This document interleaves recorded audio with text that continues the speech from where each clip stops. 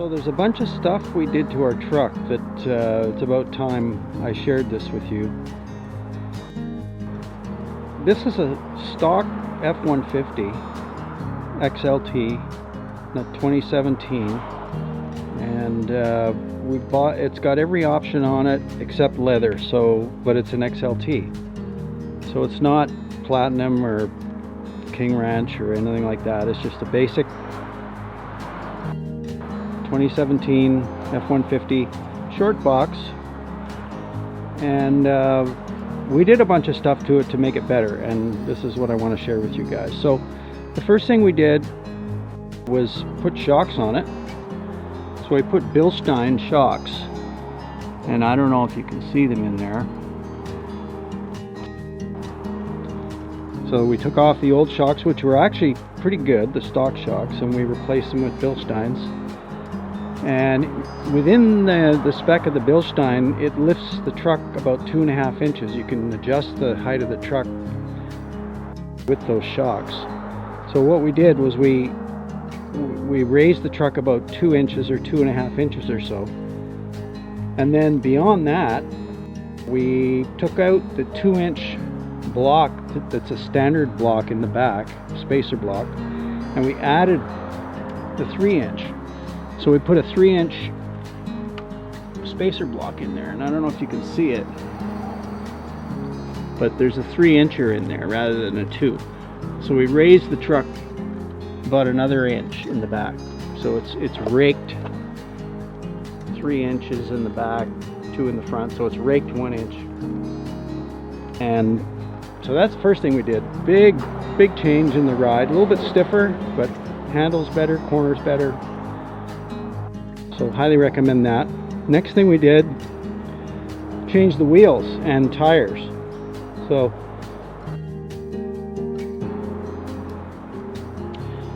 we took off the stock 20-inchers with fairly low profile tires. And it was a fairly stiff ride, and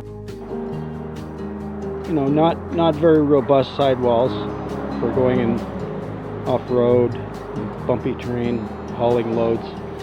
And we swapped them out for Raptor wheels, and 17-inch wheels and 35-inch KO2 BF Goodrich.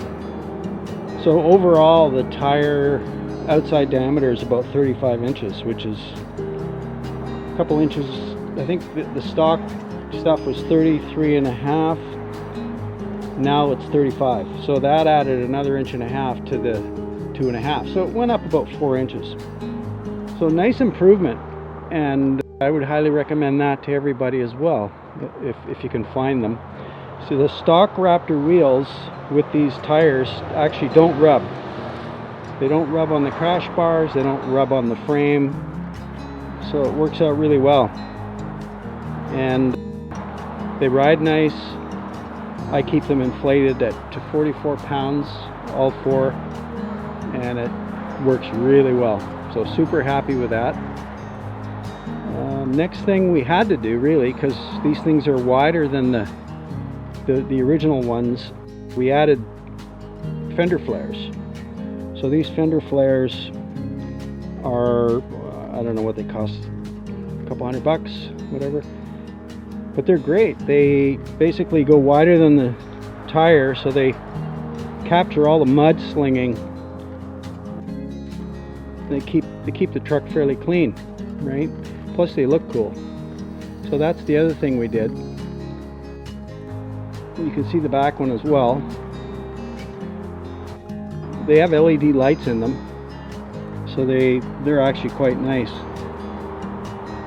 I like them. And then the next thing we did, I think there's about 10 things we did. So the next thing we did was a bumper. Sort of a push style bumper, kind of like what the cops do. Not that I want to be a cop, but it's added protection if you're going down the highway and, you know, a little deer runs in front of you or something. You're not going to take out your truck. And I fastened on some wheel chocks here just to add some more protection, rubber wheel chocks. So we have wheel chocks if we need them. We just unscrew those with those knobs and basically use wheel chocks. The other reason for this bumper is that it's a step bumper, so you can climb up on it and work on your engine. And the other thing is you can mount lights to it. So that's the next thing we did, was we added 6-inch LED PIAA lights. Huge difference, because the stock lights that came with this truck were terrible. These aren't the stock lights, by the way. The stock lights were halogen and they were quite low output, weren't very good. So that's the next thing we did. And these driving lights are great, except you can't leave them on when there's other traffic because they're too bright. So they're strictly high beams, strictly, you know, at night, high beams when there's nobody around. So the next thing we did was we swapped out the headlights. We took out the housings and swapped out these headlights for Alpharex. And they're Projector high and low beams, and they're beautiful. They're great. They work really well. Way better than OEM new Fords. I'll show you what they look like when you start it up. They do a funny blinkeroo thing. They actually do that when you signal too. So they're wonderful. Not that I need the blinker business, but big improvement. They're not cheap, but well worth it, because Projector headlights just light up the road quite a ways in front of you. Even the low beams are good. So once we put those Alpharex in there, I was so happy with them that we did their fog lights as well. So these are fog lights. They switch out to yellow, and they go from white to yellow, and they're a big improvement over the stock ones as well. So that's, oh yeah, one other thing I forgot to say about this bumper. It's one of the few push bumpers that you can put on where you can actually keep your original hooks. You can keep your original tow hooks. So if you're going to pull one of these trucks out of the ditch, you don't want to hook up your push bumper. You want to hook up to those original tow hooks. So that's a bonus. Okay, so what do we have? We have the lights. Oh yeah, and then after we did the fogs, we decided to do all the lights. But we didn't change all the housings out, we just changed the bulbs out. So if you look closely, you can see that we switched out the actual bulb, tail light bulb.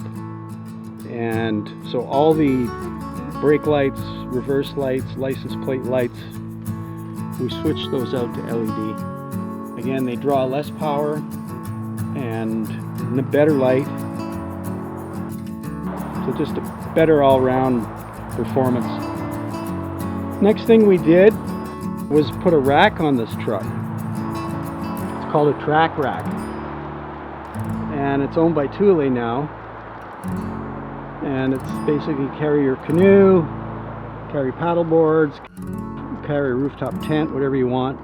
This one's a cantilever version, so it hangs out over the front of the cab, and so you can put longer items on it as well. So we have an 18-foot canoe that we put on here, and it carries it quite nicely.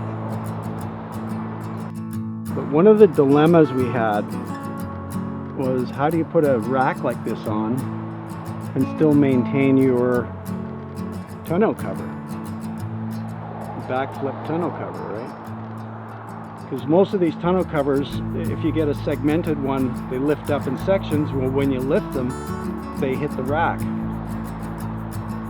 Well, that's not so good. So what we had to do was we had to mount the rack further out. We had to re-drill the hole in the rails of the rack and move it to the outside, further outboard, so that this tonneau cover would clear, as you can see.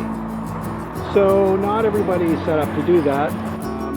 And even your rack people sort of don't know what this is all about. If you ask them to do it, they'll say, well, or it's not made for that, and they don't necessarily want to re-drill.